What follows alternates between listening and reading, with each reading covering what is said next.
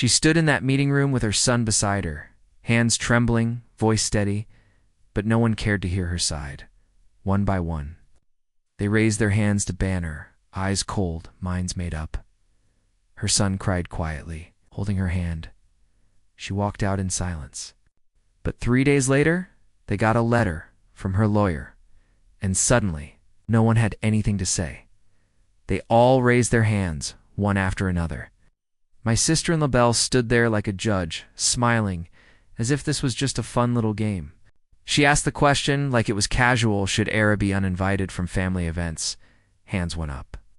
My mother-in-law, my father-in-law cousins, spouses, every hand except one. Grandpa Joe's eyes sat there frozen. My son Luca clinging to me, he looked around confused. His little voice broke the silence. "Mom, why are they doing this?"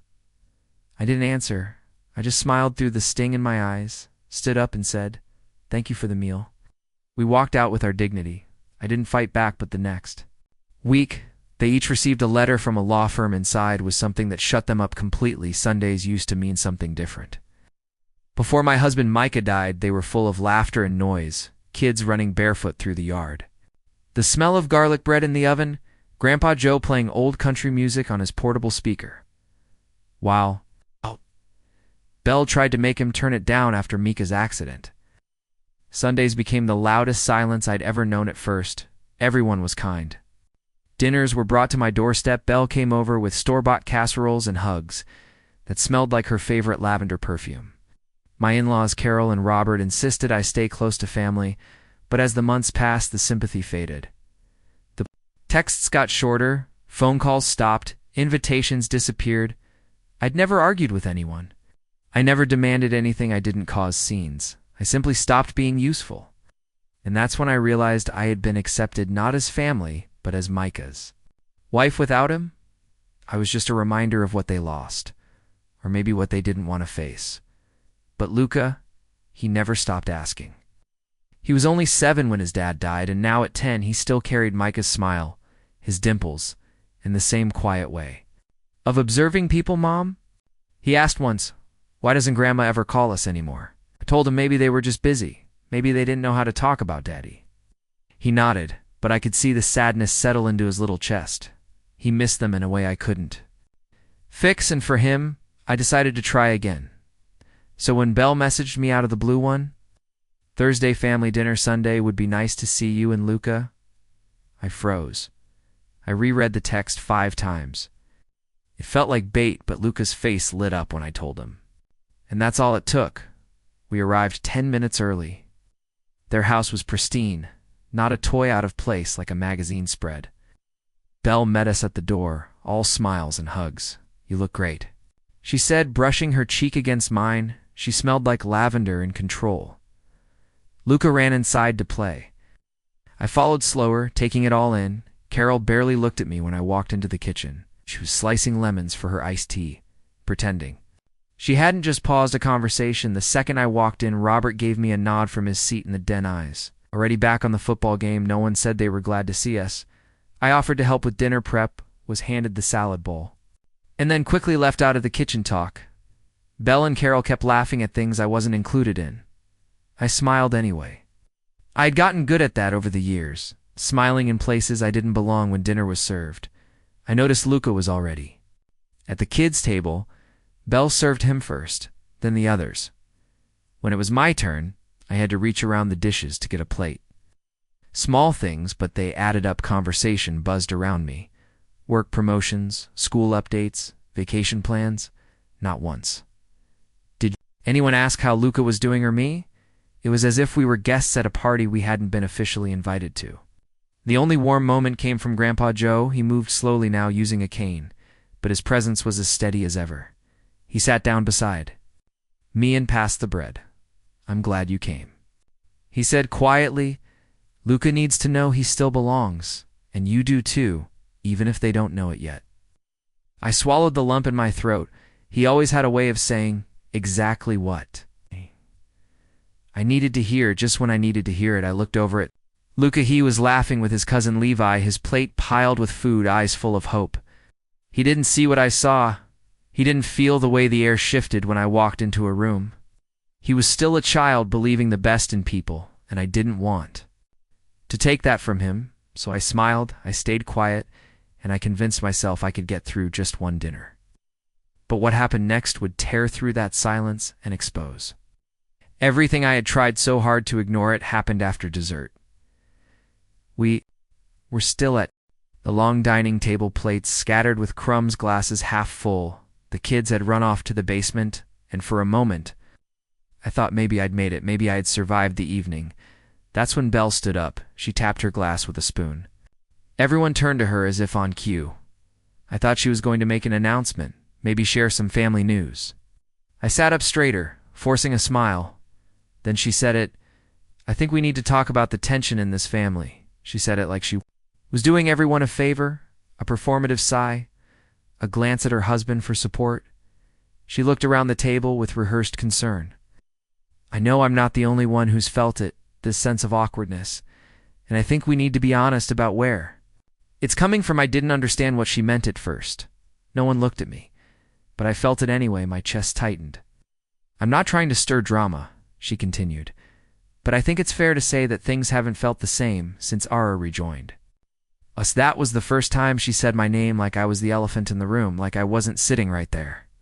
I'm not saying you haven't been through a lot, she added, turning to me. We all grieved Micah, we all loved him, but we've also had to move forward, and I think some of us feel like we're constantly walking on eggshells. Some of us, I looked around Carol, wouldn't meet my eyes. Robert leaned back in his chair, arms folded. A few cousins were fidgeting, pretending to adjust silverware. Then Belle smiled. I'll never forget that smile. So I thought we could just vote no hard feelings, just a show of hands. Should Ara be uninvited from future family events for the sake of peace? For a second I thought I'd misheard her.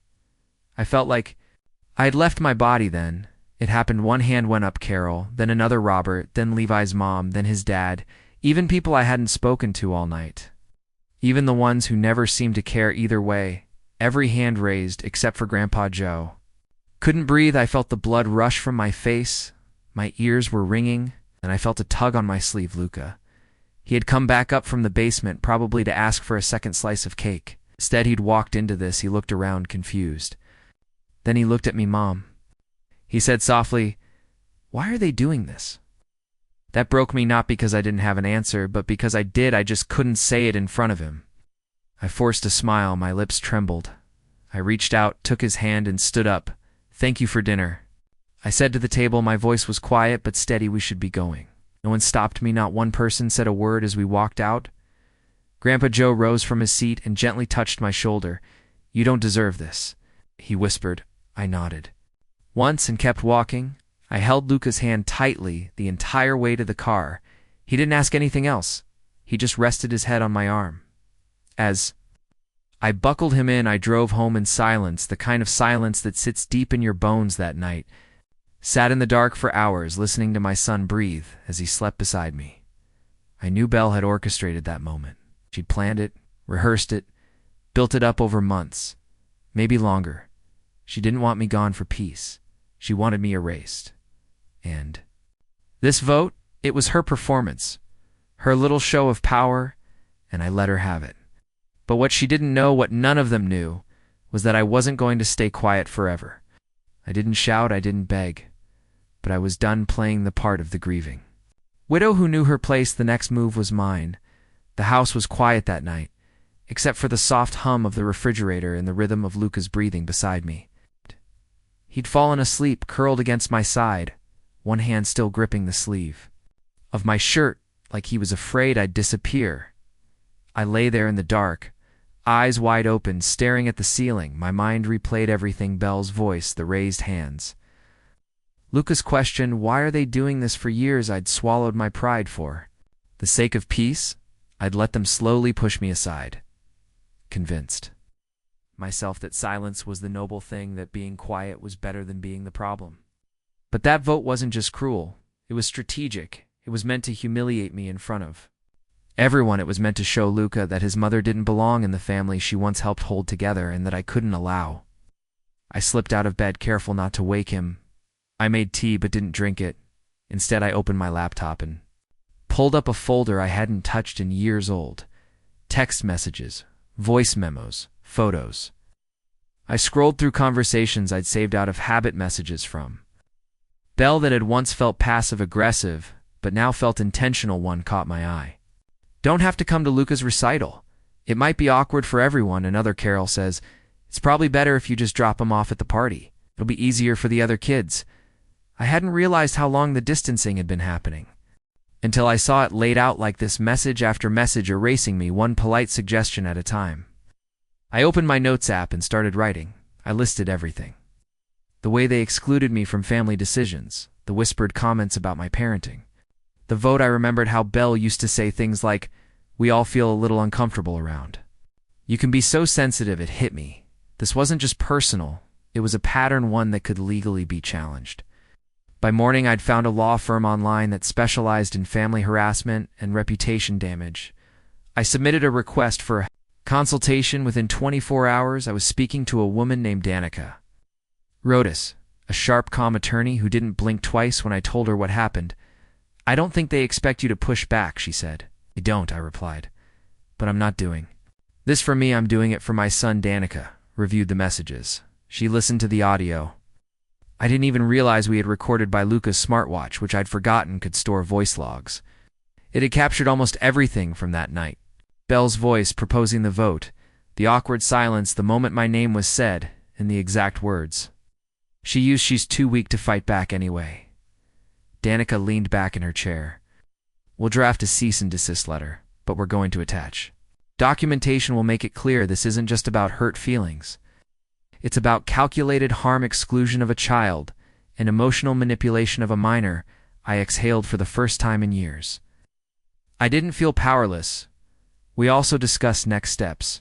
What it would look like to formally restrict access to Luca from family members who created an unsafe emotional environment. It wasn't a custody battle, it was a warning. Danica's team sent the letter 2 days later. Each family member received their own sealed copy. It wasn't loud, it wasn't messy, but it hit like a thunderclap, and suddenly all the people who had voted to push me out went completely silent. The letters were delivered on a Thursday morning, each one signed, sealed, and stamped. From Rhodes and Keene Family Law, addressed individually to every adult who had raised their hand. I didn't tell anyone they were coming. I didn't post anything online or send warning texts. I went about my day as usual, made breakfast, packed Luca's lunch, took him to school. But there was a strange calm in my chest, a quiet knowing that something irreversible had been set in motion. By noon, the call started. First, a missed call from Carol, then to text messages from Robert. "We need to talk. This has gone too far." I didn't reply. At 1:23 p.m., Belle texted me. "Seriously, a lawyer? What is wrong with you then?" 10 minutes later, "You're really going to tear this family apart over a stupid dinner?" Still, I said nothing because it wasn't just a dinner. And she knew it inside the letter. Danica's language had been clear, confident, and legally sound. It outlined a pattern of targeted exclusion, emotional manipulation, and deliberate humiliation in front of a child. It referenced specific text messages, timestamps, and direct quotes from the smartwatch recording the moment Belle said, "She's too weak to fight back." Was printed in bold. It also included a warning if any further attempts were made to isolate Lyra or create a hostile emotional environment for Luca. The next steps would include a formal complaint with Child Protective Services and legal motion to limit unsupervised access to him. The part that hit the hardest, the letter's closing paragraph. "This firm represents a mother who has chosen silence in the past for the sake of family harmony. That silence is no longer a gift she's willing to give." Within 24 hours, every single person who had raised their hand had gone silent. No one tried to defend the vote. No one asked if the audio was real. They all knew what they did on Friday. I got a handwritten letter in my mailbox. No return address. Just a folded card. Inside it was from Carol. "I'm sorry for what happened. We didn't think you'd take it this far. Maybe we were wrong about you." I read it once and placed it in the drawer next to my wedding ring not long after Grandpa Joe called. "Your lawyer gave them all heart attacks," he said, laughing softly. "Brielle's been quiet as a mouse." "She deserves worse." I said. "She does." He agreed. "But I'm proud of you anyway." That weekend, Luca asked if we were going back to their house again. I looked at him, this brave, sensitive boy who had seen more cruelty in one night than most adults do in years. No, sweetheart. I said, not for a while. He nodded, then smiled. That's okay. Can we go to the beach instead? Yes, I said. The beach sounds perfect. It's been 3 months since the letter went out. No one's tried to organize another vote. No one's invited us back. And no one's apologized, at least not in person. The silence hasn't just continued, it's grown louder, and yet, for the first time in years, I feel free. I don't wake up dreading texts or wondering what I did wrong. I don't. Mentally prepare for another cold shoulder or backhanded comment disguised as just being honest. I don't have to walk into a room and shrink anymore. Most importantly, Luca's okay. Better than okay. He doesn't ask about the cousins anymore. He stopped. Checking the mailbox for birthday cards that never came. We've built new traditions now. One's not based on keeping peace with people who tried to erase us, but on creating joy with those who genuinely care. Every Sunday morning we get donuts and walk the lake trail behind our apartment. Luca brings his sketchbook. I bring coffee. We sit on the bench. Where Mika used to take him as a toddler, and we talk about school, cartoons, space, whatever he wants. There's no tension, no pretending, just peace. I've also started going to therapy. That was new for me. I used to think therapy was for people who couldn't hold themselves together. Now, I know it's for people who are holding themselves together but don't want to bleed in silence. My therapist helped me name what happened that night. Not just exclusion, but emotional abuse, manipulation, and the kind of bullying adults. Disguised with smiles and dinner parties, she helped me understand that I wasn't crazy or overreacting, that the vote wasn't. A sudden betrayal. It was the final act in a long pattern of disrespect. The clarity healed something I didn't even know was broken. And yet I don't feel angry anymore. I don't wake up wishing I could make them feel what they made me feel. That's the part no one talks about. How healing makes revenge irrelevant. I didn't want to ruin their lives. I wanted my son to have a mother who could show him what strength really looks like. Strength isn't screaming at a table full of people who've already made up their minds. Strength is knowing you can leave the room and still command respect when the door shuts behind you. Some people might say I overreacted, that it was just a vote. But if you've ever sat quietly in a room full of people who pretend you don't belong, you know how loud that silence can be. I didn't take legal action to be dramatic. I did it to set a boundary that words couldn't. The truth is, I gave them years of kindness, of understanding. I gave them every opportunity to treat me like a human being, like the mother of their grandson. They responded with cruelty, disguised as civility. They counted on me staying silent because they mistook silence for weakness. They were wrong. I've learned something else too. Family isn't sacred just because it's family blood. Doesn't give anyone the right to mistreat you. Names and DNA don't excuse manipulation. And loyalty doesn't mean tolerating pain. Family is built, chosen, earned. Grandpa Joe still comes by every Saturday. He and Luca play chess badly and eat sugar cookies he brings from the corner bakery. He never talks about the others, and I never ask. Last week, Luca asked me, "Do you think they miss us?" I paused, maybe. I said, "But missing someone doesn't mean you treated them right." He nodded and went back to coloring. He's growing up with more wisdom than most adults. I know I used to think my story was about being shut out, but it's not. It's about walking away and realizing I didn't lose a family, I escaped one. And now we're building something better, not louder, not bigger, but kinder, safer, and completely ours. If this story resonated with you, if you've ever been the quiet one in the room, the one underestimated, the one who chose peace over revenge, then I hope this gave you a little strength. Sometimes walking away isn't weakness. It's the loudest kind of power there is. If you connected with this journey, please like the video, share it with someone who needs to hear it, and comment below, have you ever had to walk away from a family to protect your peace? And if you want more true stories, like this stories about strength, healing, and finding your voice, make sure to subscribe to the channel. Your support helps us keep telling stories that matter. Thank you for being here. We don't need a room full of people to belong. We just need one space where Harthi thought they could silence her, thought they could push her out with a show of hands and a smug vote. They didn't want to hear her questions, her concerns, or her truth, so they made it official. Banned, dismissed, erased. Her only crime? Speaking up for her son, the boy who sat beside her crying while the adults pretended it, was just policy. But what they didn't expect was what came next. Not a breakdown. Not a retreat, but a response. Formal, direct, and impossible to ignore. A letter from her lawyer landed on every desk that voted against her. It didn't shout. It didn't threaten. It laid out facts, rights, legal precedents, and consequences. Because what they had done wasn't just cruel, it was unlawful. The tone changed overnight. Emails started. Meetings were paused, and suddenly, the same people who had raised their hands were looking for ways to take it all back. But it was too late. She didn't want revenge. She wanted change. And now, she had it. Rules were rewritten, apologies were made, and most importantly, her son saw something unforgettable. He saw his mother stand tall. When the world turned its back, he saw that silence doesn't mean defeat, and that one strong voice backed by truth can shake an entire room when she walked back into that school. No one looked at her the same, and she didn't need their approval anymore. She had earned something much deeper, respect. So the next time a group thinks they can bully someone into silence, they should remember this.